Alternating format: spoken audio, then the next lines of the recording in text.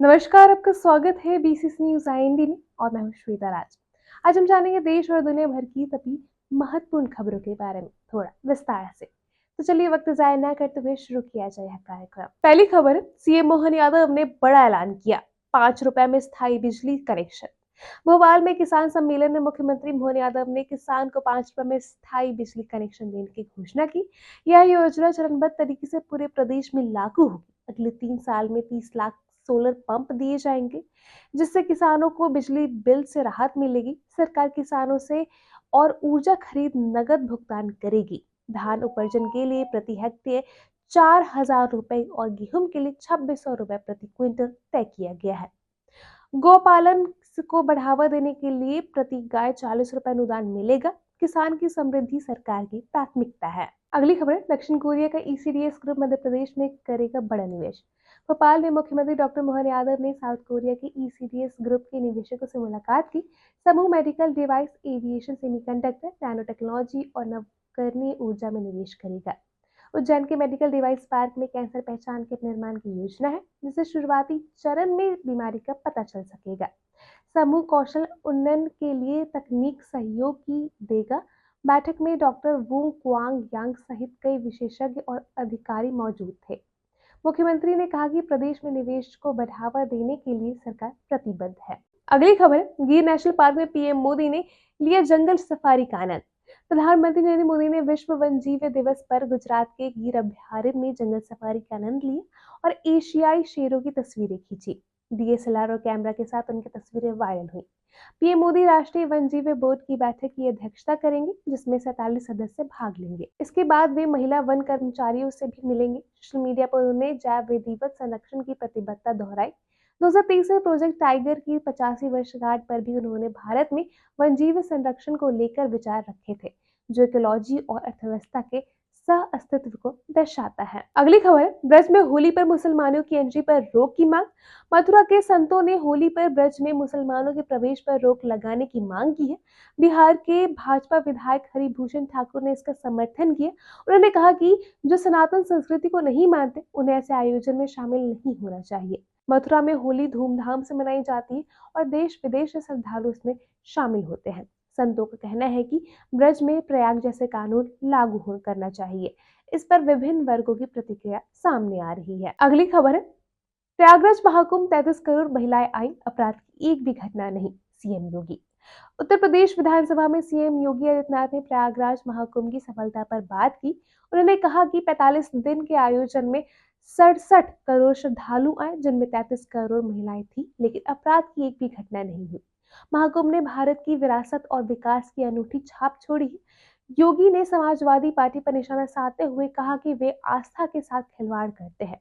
उन्होंने इसे दुनिया का सबसे बड़ा आध्यात्मिक आयोजन बताया, जिसकी वैश्विक स्तर पर सराहना हुई है, जबकि कुछ लोग केवल कमियां तलाशते रहते हैं। अगली खबर है, देश में एमएसएमई की संख्या 6 करोड़ पार, रोजगार के नए अवसर, पीएम मोदी।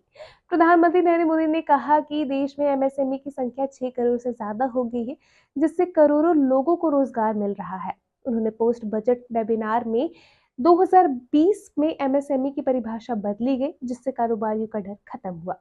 बजट में एमएसएमई के लिए क्रेडिट गारंटी कवर 5 करोड़ से बढ़ाकर 10 करोड़ किया गया।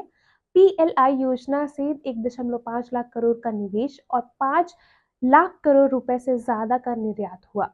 पीएम मोदी ने उद्योग में मेंटरशिप कार्यक्रम शुरू करने और रिसर्च व इनोवेशन पर जोर देने का आग्रह किया है। अगली खबर, मायावती ने भतीजे आकाश आनंद को बासपा से निकाला।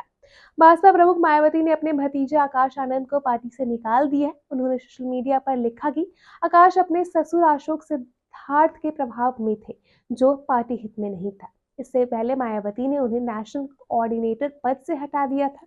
आकाश ने मायावती के फैसले को स्वीकारते हुए इसे उनके लिए चुनौती बताया है।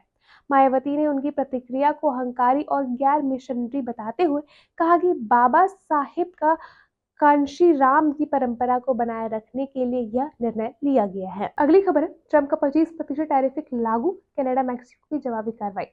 अमेरिकी राष्ट्रपति डोनाल्ड ट्रंप द्वारा मैक्सिको और कनाडा से आयात पर 25% टैरिफ मंगलवार से लागू हो गया है। चीन पर भी शुल्क बढ़ाकर 20% कर दिया गया, जिससे व्यापारी तनाव बढ़ गया। ट्रंप ने आरोप लगाया कि ये देश अमेरिका में ड्रग्स की तस्करी रोकने में असफल रहे हैं, जवाब में कनाडा ने 30% बिलियन कनाडाई डॉलर के अमेरिकी आयातों पर 25% टैरिफ लगाया और आगे और बढ़ाने की चेतावनी दी। चीन ने भी कुछ अमेरिकी उत्पादों पर 10 से 15% अतिरिक्त शुल्क लगाया और मैक्सिको भी जल्द अपनी प्रतिक्रिया देगा। अगली खबर है, यूक्रेन को लेकर यूरोप एकजुट, ब्रिटेन ने पेश की 4 सूत्री योजना। ब्रिटेन के प्रधानमंत्री कीर स्टारमर ने यूक्रेन की रक्षा के लिए 4 सूत्री योजना की घोषणा की। उन्होंने यूरोपीय देशों को एकजुट कर अमेरिका को समर्थन देने के लिए मनाने का प्रयास किया। लंदन में हुए शिखर सम्मेलन में यूरोपीय नेताओं और यूक्रेन राष्ट्रपति जेलेंस्की ने भाग लिया, जहां यूरोपीय एकता का प्रदर्शन हुआ। स्टारमर ने यूक्रेन को 5,000 वायु रक्षा मिसाइलों के लिए $2 अरब की फंडिंग की घोषणा की। उन्होंने कहा कि रूस पर आर्थिक दबाव बढ़ाना, सैन्य सहायता जारी रखना और यूक्रेन की संप्रभुता की रक्षा करना प्राथमिकता होगी। अगली खबर, भारत ने ऑस्ट्रेलिया को हराकर चैंपियन ट्रॉफी फाइनल में जगह बनाई। भारतीय टीम ने ऑस्ट्रेलिया को 5 विकेट से हराकर चैंपियन ट्रॉफी 2025 के फाइनल में प्रवेश किया। पहले बल्लेबाजी करते हुए ऑस्ट्रेलिया 49.3 ओवर में 264 रन पर सिमट गई। भारत ने विराट कोहली की शानदार पारी की बदौलत 11 गेंद शेष रहते लक्ष्य हासिल कर लिए। रोहित शर्मा, श्रेयस अय्यर और हार्दिक पांड्या ने भी योगदान दिया। गेंदबाजी में मोहम्मद शामी ने 3 जबकि वरुण चक्रवर्ती और रविंद्र जडेजा ने 2-2 विकेट लिए। ऑस्ट्रेलिया के लिए स्टीव स्मिथ और एलेक्स कैरी ने संघर्ष किया, लेकिन भारतीय टीम ने दमदार प्रदर्शन किया। तो ये थे आज के मुख्य समाचार। हम आपको हर बड़ी खबरों से अपडेट रखते रहेंगे। हमारे साथ जुड़े रहिए और पूरी जानकारी के लिए देखते रहिए बीसीस न्यूज आईएनडी। मैं हूं श्वेता राज, आपसे अब विदा लेती हूँ। अगली बार फिर मिलेंगे, तब तक के लिए नमस्कार।